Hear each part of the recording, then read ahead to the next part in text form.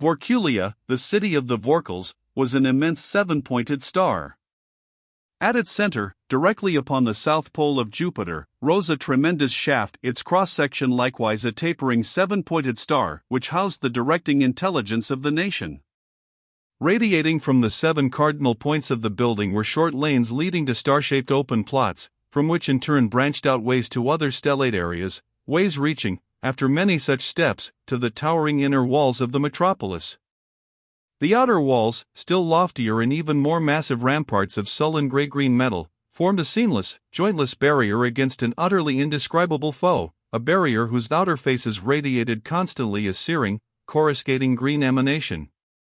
Metal alone could not long have barred that voracious and implacably relentless enemy, but against that lethal green emanation even that ravening Jovian jungle could not prevail, but fell back, impotent. Writhing and crawling, loathsomely palpitant with an unspeakable exuberance of foul and repellent vigor, possible only to such meteorological conditions as obtained there, it threw its most hideously prolific growths against that radiant wall in vain. The short, zigzag lanes, the ways, and the seven-pointed areas were paved with a greenish glass. This pavement was intended solely to prevent vegetable growth and carried no traffic whatever, since few indeed of the Vorkels have ever been earthbound and all traffic was in the air. The principal purpose of the openings was to separate, and thus to render accessible by air, the mighty buildings which, level upon level, towered upward, with airships hovering at or anchored to doorways and entrances at every level. Buildings, entrances, everything visible, all replicated, reiterated, repeated infinite variations in the one theme, that of the septenate stelliform. Color ran riot, masses varied from immense blocks of awe-inspiring grandeur to delicate tracery of sheerest gossamer, lights flamed and flared in wide bands and in narrow, flashing pencils, but in all, through all, over all, and dominating all was the seven-pointed star. In and almost filling the space, at least a mile in width, between the inner and the outer walls were huge, seven-sided structures, featureless, squat, forbidding heptagons of dull green metal. No thing living was to be seen in that space. Its pavement was of solid metal and immensely thick, and that metal, as well as that of the walls, was burned and blackened and seared as though by numberless exposures to intolerable flame. In a lower compartment of one of these enormous heptagons Vortal Chromotier, first projector officer, rested before a gigantic and complex instrument board. He was at ease, his huge wings folded, his sinuous length coiled comfortably in slack loops about 2 horizontal bars. But at least one enormous, extensible eye was always pointed toward the board, always was at least one nimble and bat-like ear cocked attentively in the direction of the signal panel. A whistling, shrieking ululation rent the air and the officer's coils tightened as he reared a few feet of his length upright, shooting out half a dozen tentacular arms to various switches and controls upon his board, while throughout the great heptagon, hundreds of other Vorkels sprang to attention at their assigned posts of duty. As the howling wail came to a climax in a blast of sound, Chromotier threw over a lever, as did every other projector officer in every other heptagon, and there was made plain to any observer the reason for the burns and scars in the tortured space between the lofty inner and outer walls of Vorkulia. For these heptagons were the monstrous flying fortresses which Zov had occasionally seen from afar, as they went upon some unusual errand above the Jovian banks of mist, and which Brandon was soon to see in his visiray screen. The seared and disfigured metal of the pavement and walls was made so by the release of the furious blasts of energy necessary to raise those untold thousands of tons of mass against the attraction of Jupiter, more than 2.5 times the gravity of our own world. Vast volumes of flaming energy shrieked from the ports. Wave upon wave, flooding the heptagons, it dashed back and forth upon the heavy metal between the walls. As more and more of the inconceivable power of those titanic generators was unleashed, it boiled forth in a devastating flood which, striking the walls, rebounded and leaped vertically far above even those mighty ramparts. Even the enormous thickness of the highly conducting metal could not absorb all the energy of that intolerable blast, and immediately beneath the port's new seven-pointed areas of disfigurement appeared as those terrific flying fortresses were finally wrenched from the ground and hurled upward. High in the air, another signal wailed up and down a peculiar scale of sound, and the mighty host of vessels formed smoothly into symmetrical groups of 7. Each group then moved with mathematical precision into its allotted position in a complex geometrical formation, a gigantic, 7-ribbed, duplex cone in space. The flagship flew at the apex of this stupendous formation, behind, and protected by, the full power of the other floating citadels of the 49 groups of 7. Due north, the amazing armada sped in rigorous alignment, flying along a predetermined meridian due north. At the end of his watch, Chromodier relinquished his board to the officer relieving him and shot into the air, propelled by the straightening of the powerful coils of his snake-like body and tail. Wings half spread, lateral and vertical ruddering fins outthrust, he soared across the room toward a low opening. Just before they struck the wall upon either side of the doorway, the great wings snapped shut, the fins retracted, and the long and heavy body struck the floor of the passage without a jar. With a wriggling, serpentine motion, he sped like a vibrant arrow along the hall and into a wardroom. There, after a brief glance around the room, he coiled up beside a fellow officer who, with one eye, was negligently reading a scroll held in 3 or 4 hands, while with another eye, poised upon its slender pedicle, he watched a moving picture upon a television screen. "Hello, Chromodier, Wixel," Chief Power Officer 2 greeted the newcomer in the wailing, hissing language of the Vorkals. He tossed the scroll into the air, where it instantly rolled into a tight cylinder and shot into an opening in the wall of the room. "Glad to see you. Books and shows are all right on practice cruises, but I can't seem to work up much enthusiasm about such things now." Chromodier elevated an eye and studied the screen, upon which, to the accompaniment of whistling, shrieking sound, whirled and gyrated an interlacing group of serpentine forms. "A good show, Wixel," the projector officer replied, "but nothing to hold the attention of men engaged in what we are doing. Think of it! After 20 years of preparation, 2 long lifetimes, and for the first time in our history, we are actually going to war. I have thought of it at length. It is disgusting. Compelled to traffic with an alien form of life. Were it not to end in the extinction of those unspeakable hexens, it would be futile to the point of silliness. I cannot understand them at all. There is ample room upon this planet for all of us. Our races combined are not using 1/7,000th of its surface. You would think that they would shun all strangers. Yet for ages have they attacked us, refusing to let us alone, until finally they forced us to prepare means for their destruction. They seem as senselessly savage as the jungle growths, and, but for their very evident intelligence, one would class them as such. You would think that, being intelligent and being alien to us, they would not have anything to do with us in any way, peacefully or otherwise. However, their intrusions and depredations are about to end. They certainly are. Vorkulia has endured much, too much, but I am glad that our forefathers did not decide to exterminate them sooner.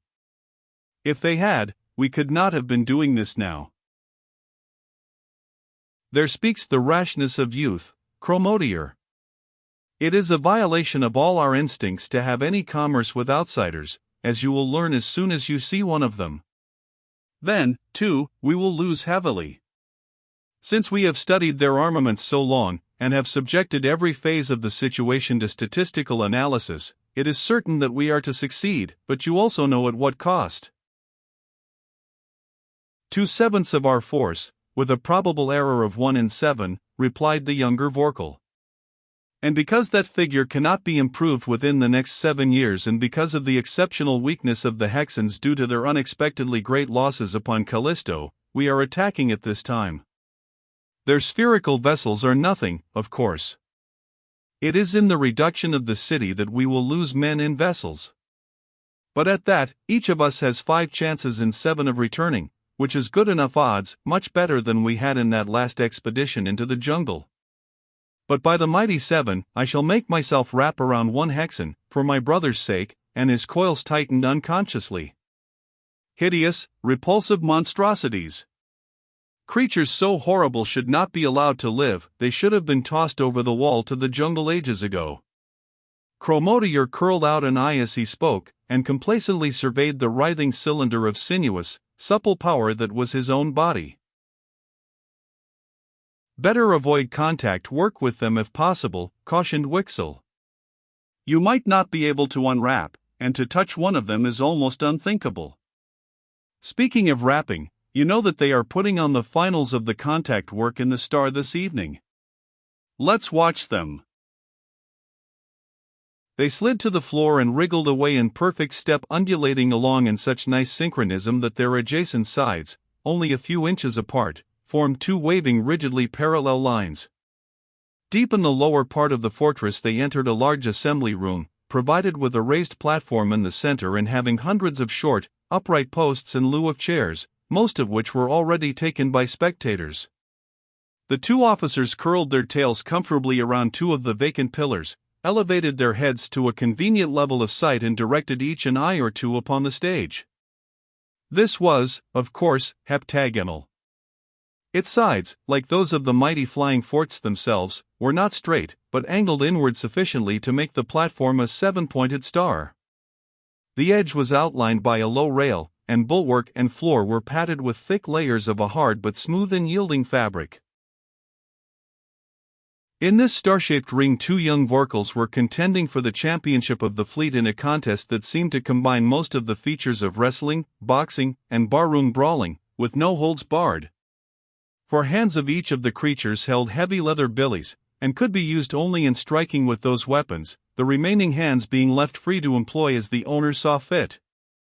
Since the sport was not intended to be lethal, however, the eyes and other highly vulnerable parts were protected by metal masks, and the wing ribs were similarly guarded by leathern shields. The guiding fins, being comparatively small and extremely tough, required no protection. "We're just in time," Chromodior whistled. "The main bout is nicely on. See anyone from the flagship? I might stake a couple of corpels that Sintrus will paint the symbol upon his wing." "Most of their men seem to be across the star," Wixel replied, and both beings fell silent, absorbed in the struggle going on in the ring. It was a contest well worth watching.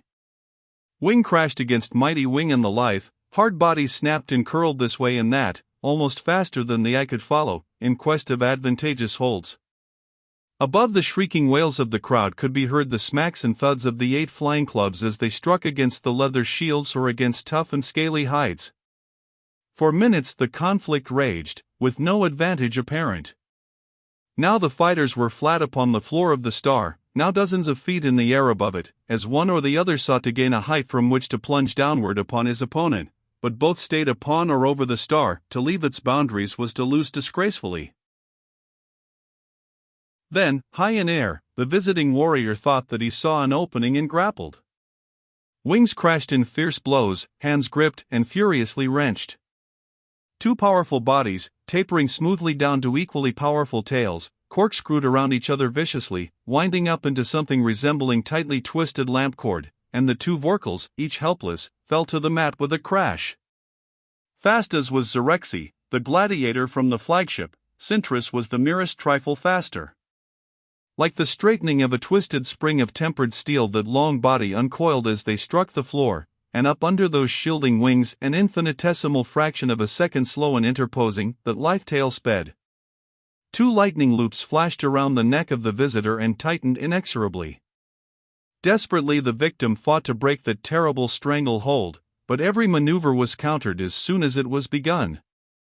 Beating wings, under whose frightful blows the very air quivered, were met and parried by wings equally capable. Hands and clubs were of no avail against that corded cable of sinew, and Sintrus, his head retracted between his wings and his own hands reinforcing that impregnable covering over his head and neck, threw all his power into his tail, tightening, with terrific, rippling surges, that already throttling band about the throat of his opponent. Only one result was possible. Soon Xerexi lay quiet, and a violet beam of light flared from a torch at the ringside, bathing both contenders. At the flash the winner disengaged himself from the loser, and stood by until the latter had recovered the use of his paralyzed muscles. The two combatants then touched wingtips in salute and flew away together, over the heads of the crowd, plunging into a doorway and disappearing as the two officers uncoiled from their seats and wriggled out into the corridor. "Fine piece of contact work," said Wixell, thoughtfully. "I'm glad that Sintrus won, but I did not expect him to win so easily. Zarexi shouldn't have gone into a knot so early against such a fast man." "Oh, I don't know," argued Chromodier. "His big mistake was in that second body check. If he had blocked the sixth arm with his fifth, taken out the fourth and second with his third, and then gone in with..." And so, quite like two early experts after a good boxing match, the friends argued the fine points of the contest long after they had reached their quarters. Day after day the vast duplex cone of Vorculean fortresses sped toward the north pole of the great planet, with a high and constant velocity. Day after day the complex geometrical figure in space remained unchanged, no unit deviating measurably from its precise place in the formation. Over rapacious jungles, over geysers spouting hot water, over sullenly steaming rivers and seas, over boiling lakes of mud, and high over gigantic volcanoes, in uninterrupted eruptions of cataclysmic violence, the Vorculean phalanx flew straight north. The equatorial regions, considerably hotter than the poles, were traversed with practically no change in scenery. It was a world of steaming fog, of jungle, of hot water, of boiling, spurting mud, and of volcanoes. Not of such mild and sporadic volcanic outbreaks as we of green Terra know, but of gigantic primordial volcanoes, in terrifyingly continuous performances of frightful intensity.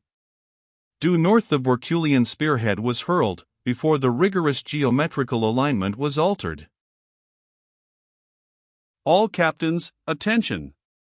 Finally, in a high latitude, the flagship sent out final instructions. "The Hexans have detected us and our long-range observers report that they are coming to meet us in force.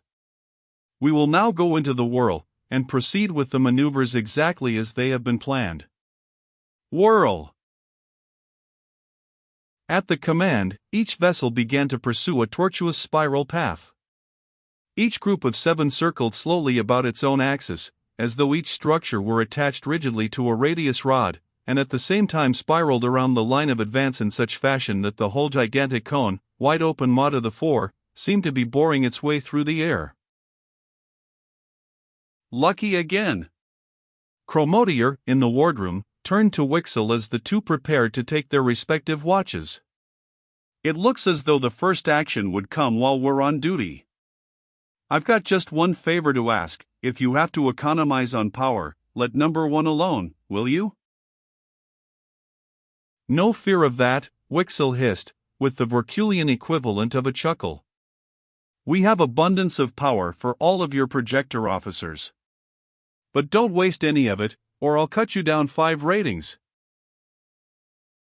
"You're welcome. When I shine old number 1 on any Hexan work, 1 flash is all we'll take. See you at supper," and, leaving his superior at the door of the power room, Chromodier wriggled away to his station upon the parallel horizontal bars before his panel.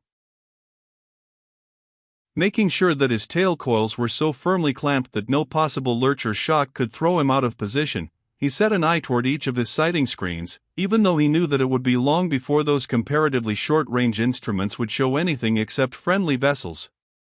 Then, ready for any emergency, he scanned his one live screen, the one upon which were being flashed the pictures and reports secured by the high-powered instruments of the observers. With the terrific acceleration employed by the Hexan spheres, it was not long until the leading squadron of fighting globes neared the Vorculean warcone. This advance guard was composed of the new, high-acceleration vessels. Their crews, with the innate bloodlust and savagery of their breed, had not even entertained the thought of accommodating their swifter pace to that of the main body of the fleet. These vast, slow-moving structures were no more to be feared than those similar ones whose visits they had been repulsing for 20 long Jovian years. By the time the slower spheres could arrive upon the scene, there would be nothing left for them to do. Therefore, few in number as were the vessels of the vanguard, they rushed to the attack. In one blinding salvo they launched their supposedly irresistible planes of force, dazzling, scintillating planes under whose fierce power the studying, questing, scouting fortresses previously encountered had fled back southward, cut, beaten, and crippled. These spiraling monsters, however, did not pause or waver in their stolidly ordered motion. As the hexen planes of force flashed out, the dull green metal walls broke into a sparkling green radiance, against which the titanic bolts spent themselves in vain. Then there leaped out from the weird brilliance of the walls of the fortresses great shafts of pale green luminescence, tractor ray after gigantic tractor ray, which seized upon the hexen spheres and drew them ruthlessly into the yawning open end of that gigantic cone. Then, in each group of 7, similar great streamers of energy reached out from fortress to fortress, until each group was welded into one mighty unit by 21 such bands of force. The unit formed, a ray from each of its 7 component structures seized upon a designated sphere, and under the combined power of those 7 tractors, the luckless globe was literally snapped into the center of mass of the Vorkulian unit. Their 7 dully gleaming red pressor rays leaped upon it, backed by all the power of 7 gigantic fortresses, held rigidly in formation by the unimaginable mass of the structures and by their 21 prodigious tractor beams. Under that awful impact, the screens and walls of the hexen spheres were exactly as effective as so many structures of the most tenuous vapor. The red glare of the vortex of those beams was lightened momentarily by a flash of brighter color, and through the foggy atmosphere there may have flamed briefly a drop or two of metal that was only liquefied.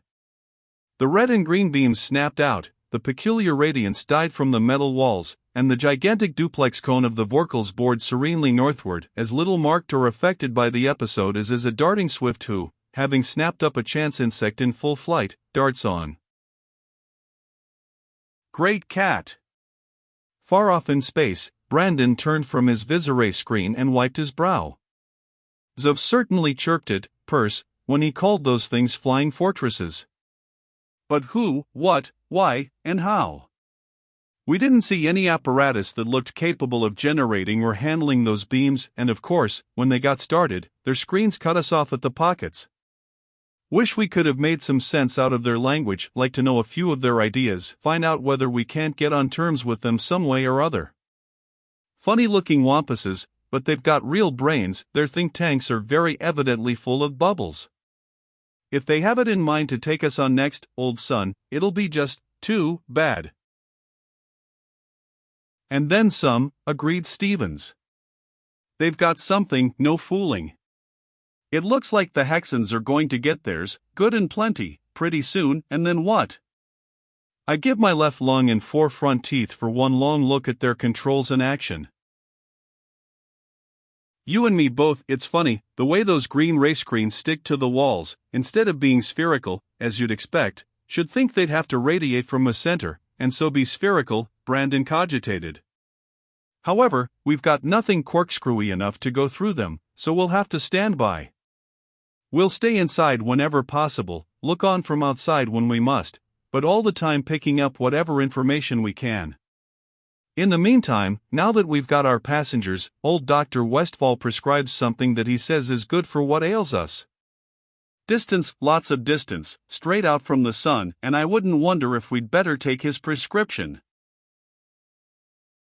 The 2 terrestrial observers relapsed into silence, staring into their Visiray plates, searching throughout the enormous volume of one of those great fortresses in another attempt to solve the mystery of the generation and propagation of the incredible manifestations of energy which they had just witnessed.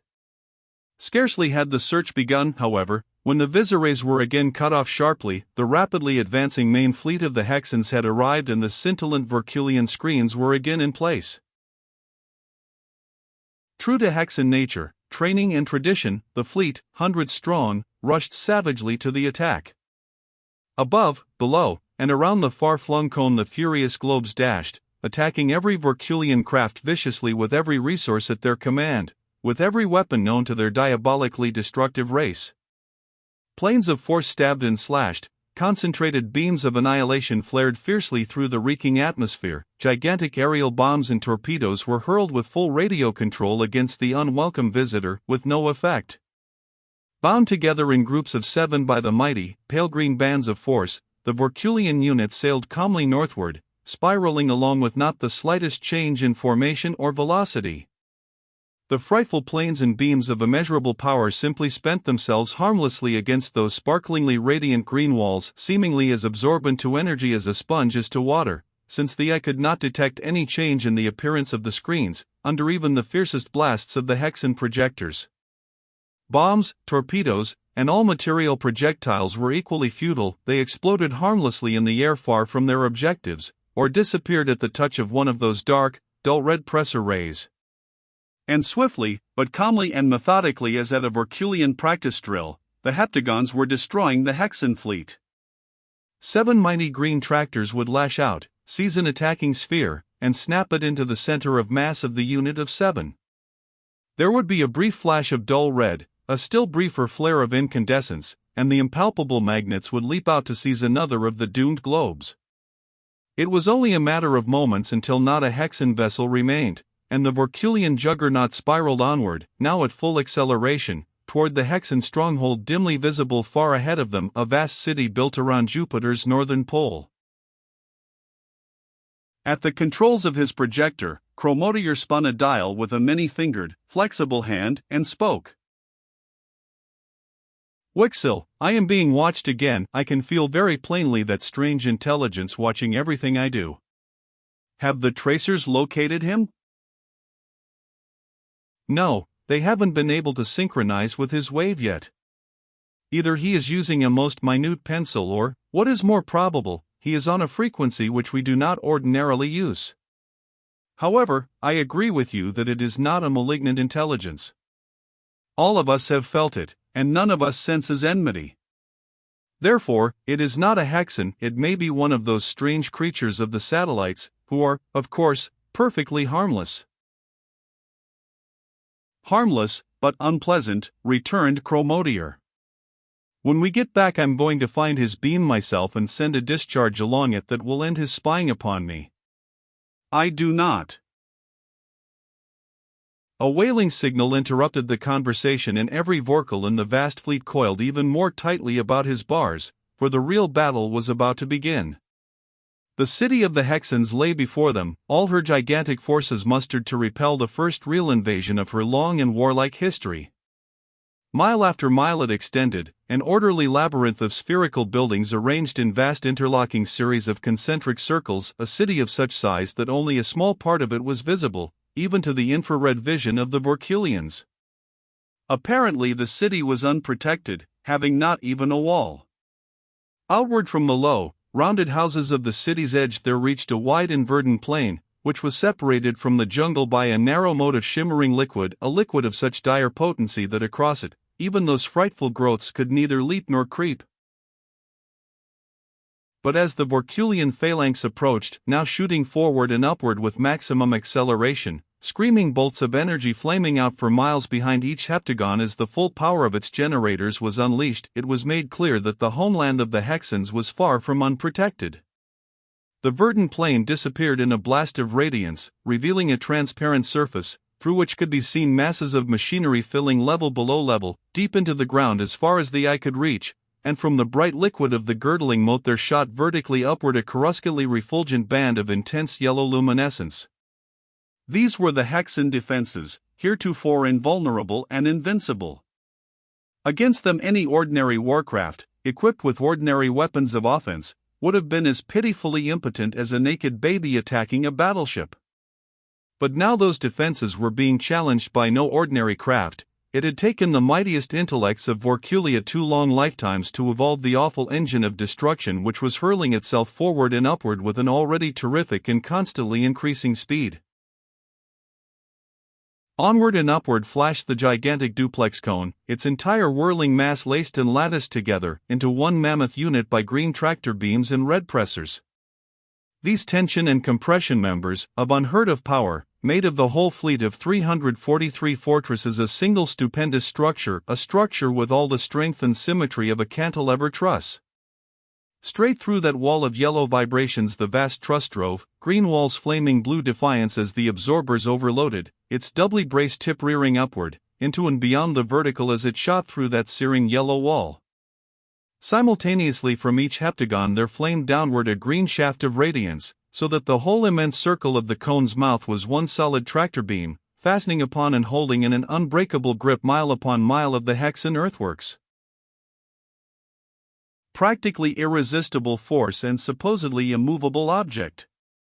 Every loose article in every heptagon had long since been stored in its individual shock-proof compartment, and now every vorkle coiled his entire body in fierce clasp about mighty horizontal bars, for the entire kinetic energy of the untold millions of tons of mass comprising the cone, at the terrific measure of its highest possible velocity, was to be hurled upon those unbreakable linkages of force which bound the trussed aggregation of Vorkulian fortresses to the deeply buried entrenchments of the hexans. The gigantic composite tractor beam snapped on and held. Inconceivably powerful as that beam was, it stretched a trifle under the incomprehensible momentum of those prodigious masses of metal, almost halted in their terrific flight. But the war cone was not quite halted. The calculations of the Vorkulian scientists had been accurate. No possible artificial structure, and but few natural ones, in practice maneuvers entire mountains had been lifted and hurled for miles through the air, could have withstood the incredible violence of that lunging, twisting, upheaving impact.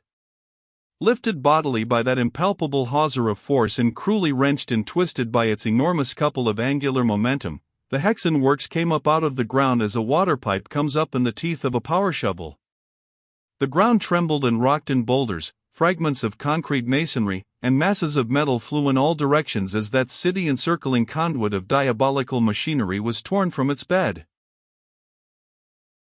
A portion of that conduit fully 30 miles in length was in the air, a twisted, flaming inferno of wrecked generators, exploding ammunition, and broken and short-circuited high-tension leads before the hexans could themselves cut it and thus save the remainder of their fortifications. With resounding crashes, the structure parted at the weakened points, the furious upheaval stopped and, the tractor beam shut off, the shattered, smoking, erupting mass of wreckage fell in clashing, grinding ruin upon the city. The enormous duplex cone of the Vorkles did not attempt to repeat the maneuver, but divided into two single cones, one of which darted toward each point of rupture. There, upon the broken and unprotected ends of the hexan cordon, their points of attack lay. There's the task to eat along that annular fortress, no matter what the opposition might bring to bear, to channel in its place a furrow of devastation until the two cones, their work complete, should meet at the opposite edge of the city. Then what was left of the cones would separate into individual heptagons, which would so systematically blast every hexan thing into nothingness as to make certain that never again would they resume their insensate attacks upon the Vorkles. Having counted the cost and being grimly ready to pay it, the implacable attackers hurled themselves upon their objectives. Here were no feeble spheres of space, commanding only the limited energies transmitted to their small receptors through the ether. Instead, there were all the offensive and defensive weapons developed by hundreds of generations of warrior scientists, wielding all the incalculable power capable of being produced by the mass generators of a mighty nation. But for the breach opened in the circle by the irresistible surprise attack, they would have been invulnerable, and, hampered as they were by the defenseless ends of what should have been an endless ring, the hexans took heavy toll. The heptagons, massive and solidly braced as they were, and anchored by tractor rays as well, shuddered and trembled throughout their mighty frames under the impact of fiercely driven pressor beams. Sullenly radiant green wall screens flared brighter and brighter as the Vorkulian absorbers and dissipators, mighty as they were, continued more and more to overload, for there were being directed against them beams from the entire remaining circumference of the stronghold. Every deadly frequency and emanation known to the fiendish hexan intellect, backed by the full power of the city, was poured out against the invaders in sizzling shrieking bars, bands, and planes of frenzied incandescence. Nor was vibratory destruction alone. Armor-piercing projectiles of enormous size and weight were hurled diamond-hard, drill-headed projectiles which clung and bored upon impact. High-explosive shells, canisters of gas, and the frightful aerial bombs and radio-dirigible torpedoes of highly scientific war all were thrown with lavish hand, as fast as the projectors could be served. But thrust for thrust, ray for ray, projectile for massive projectile, the Brobdingnagian creations of the Vorkles gave back to the hexans. The material lining of the ghastly moat was the only substance capable of resisting the action of its contents, and now, that lining destroyed by the uprooting of the fortress, that corrosive, brilliantly mobile liquid cascaded down into the trough and added its hellish contribution to the furious scene. For whatever that devouring fluid touched flared into yellow flame, gave off clouds of lurid, strangling vapor, and disappeared. But through yellow haze, through blasting frequencies, through clouds of poisonous gas, through rain of metal and through storm of explosive, the two cones ground implacably onward, their every offensive weapon centered upon the fast-receding exposed ends of the Hexan fortress. Their bombs and torpedoes ripped and tore into the structure beneath the invulnerable shield and exploded, demolishing and hurling aside like straws the walls, projectors, hexads and vast mountains of earth. Their terrible rays bored in, softening, fusing, volatilizing metal, short-circuiting connections, destroying life far ahead of the point of attack, and, drawn along by the relentlessly creeping composite tractor beam, there progressed around the circumference of the Hexan city two veritable saturnalia of destruction, uninterrupted, cataclysmic detonations of sound and sizzling, shrieking, multicolored displays of pyrotechnic incandescence combining to form a spectacle of violence incredible. But the heptagons could not absorb nor radiate indefinitely those torrents of energy, and soon one greenishly incandescent screen went down. Giant shells pierced the green metal walls, giant beams of force fused and consumed them. Faster and faster the huge heptagon became a shapeless, flowing mass, its metal dripping away in flaming gouts of brilliance. Then it disappeared utterly in one terrific blast as some probing enemy ray reached a vital part. The cone did not pause nor waver. Many of its component units would go down, but it would go on and on and on until every Hexan trace had disappeared or until the last Vorkulian heptagon had been annihilated. In one of the lowermost heptagons, one bearing the full brunt of the Hexan armament, Chromotier reared upright as his projector controls went dead beneath his hands. Finding his communicator screens likewise lifeless, he slipped to the floor and wriggled to the room of the chief power officer, where he found Wixel idly fingering his controls. "Are we out?" asked Chromotier, tersely. "All done," the chief power officer calmly replied. "We have power left, but we cannot use it, as they have crushed our screens and are fusing our outer walls. 2 out of 7 chances, and we drew one of them. We are still working on the infraband, over across on the seconds board, but we won't last long." As he spoke, the mighty fabric lurched under them, and only their quick and powerful tails, darting in lightning loops about the bars, saved them from being battered to death against the walls as the heptagon was hurled end over end by a stupendous force. With a splintering crash it came to rest upon the ground. "I wonder how that happened. They should have rayed us out or exploded us," Chromotier pondered. The Vorkels, with their inhumanly powerful, sinuous bodies, were scarcely affected by the shock of that frightful fall. "They must have had a whole battery of pressers on us when our greens went out. They threw us halfway across the city, almost into the gate we made first," Wixel replied, studying the situation of the vessel and the one small screen still in action. "We aren't hurt very badly, only a few holes that they are starting to weld already. When the absorber and dissipator crews get them cooled down enough so that we can use power again, we'll go back." But they were not to resume their place in the attack.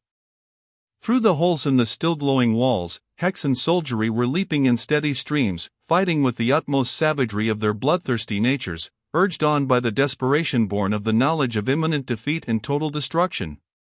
Hand weapons roared, flashed, and sparkled, heavy bars crashed and thudded against crunching bones, mighty bodies and tails whipped crushingly about six-limbed forms which wrenched and tore with monstrously powerful hands and claws. Fiercely and valiantly the Vorkels fought, but they were outnumbered by hundreds and only one outcome was possible. Chromotier was one of the last to go down. Weapons long since exhausted, he unwrapped his deadly coils from about a dead Hexan and darted toward a storeroom, only to be cut off by a horde of enemies. Throwing himself down a vertical shaft, he flew toward a tiny projector locker, in the lowermost part of one of the Great Star's points, the Hexans in hot pursuit. He wrenched the door open, and even while searing planes of force were riddling his body, he trained the frightful weapon he had sought. He pressed the contact, and bursts of intolerable flame swept the entire passage clear of life. Weakly he struggled to go out into the aisle, but his muscles refused to do the bidding of his will, and he lay there, twitching feebly. In the power room of the Heptagon, a Hexan officer turned fiercely to another, who was offering advice. "Vorkels?" "Bah," he snarled, viciously. "Our race is finished. Die we must, but we shall take with us the one enemy, who above all others needs destruction," and he hurled the captured Vorkulian fortress into the air. As the Heptagon lurched upward, the massive door of a lower projector locker clanged shut and Chromotier collapsed in a corner, his consciousness blotted out.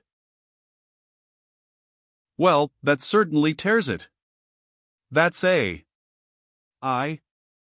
Stephen's ready vocabulary failed him, and he turned to Brandon, who was still staring narrow-eyed into the plate, watching the destruction of the Hexan city. "They've got something, all right, you've got to hand it to them," Brandon replied. "And we thought we knew something about forces and physical phenomena in general. Those birds have forgotten more than we ever will know. Just one of those things could take the whole IP fleet, armed as we are now, any morning before breakfast, just for setting up exercises. We've got to do something about it, but what?" "It's okay, whatever you say. There may be an out somewhere, but I don't see it," and Stephen's gloomy tone matched his words. Highly trained scientists both, they had been watching that which transcended all the science of the inner planets and knew themselves outclassed immeasurably. "Only one thing to do, as I see it," Brandon cogitated. "That's to keep on going straight out, the way we're headed now. We'd better call a council of war, to dope out a line of action."